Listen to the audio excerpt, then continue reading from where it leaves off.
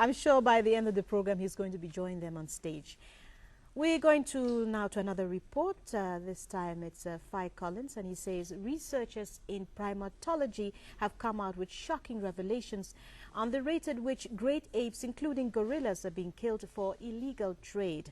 They say about 3,000 gorillas are killed each year.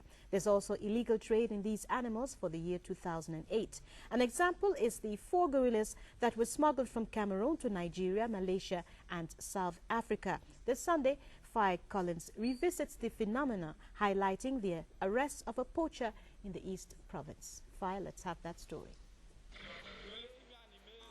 Many turned out at the Douala International Airport to welcome home the 4 gorillas, now known as the Taiping 4. They were smuggled out of the country about 5 years ago, and they have gone through Nigeria, Malaysia, South Africa, and now back home in Cameroon. It was like the wait for the indomitable lions. The box bearing the Taiping 4 gorillas was slowly unloaded from the plane.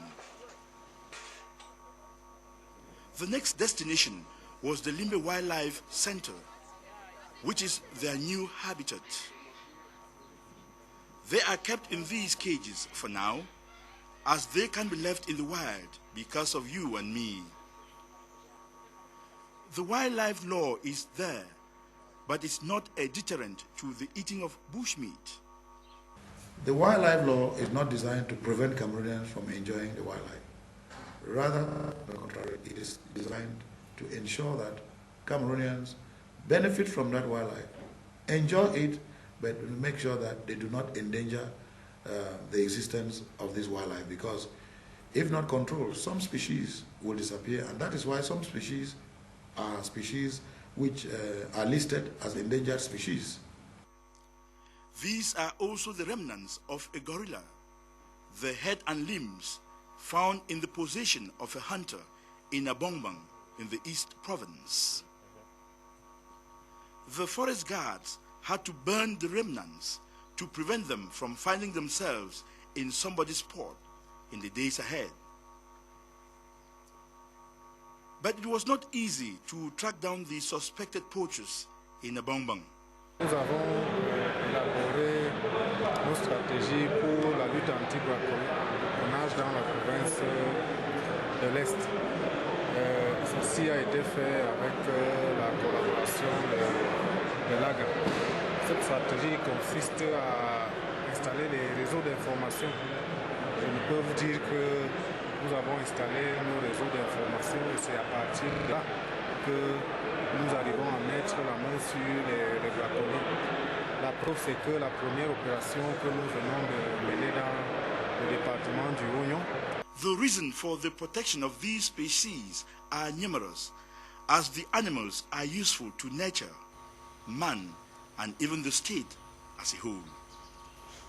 We enjoy them for various purposes, but we also enjoy them for leisure and for pleasure. And that is why in Cameroon, we have over 25 protected areas in Cameroon. And within these protected areas, we have, about 14 national parks, and 6 reserves, wildlife reserves, I think 3 sanctuaries, wildlife sanctuaries. And we have several hunting zones.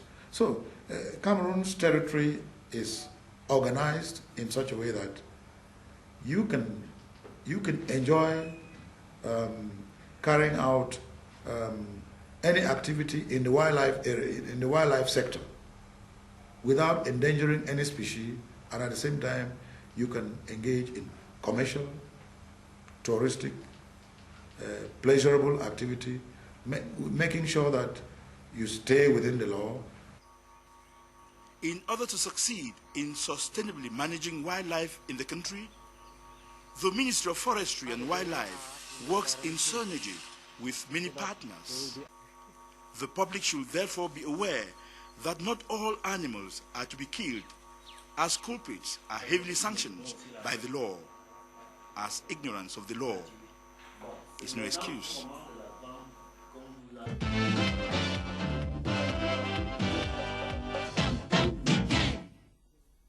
Very powerful paper there with Faye Collins talking about our gorillas, because sometimes we look at it as just meat, just bush meat, but it is something that's very, very important.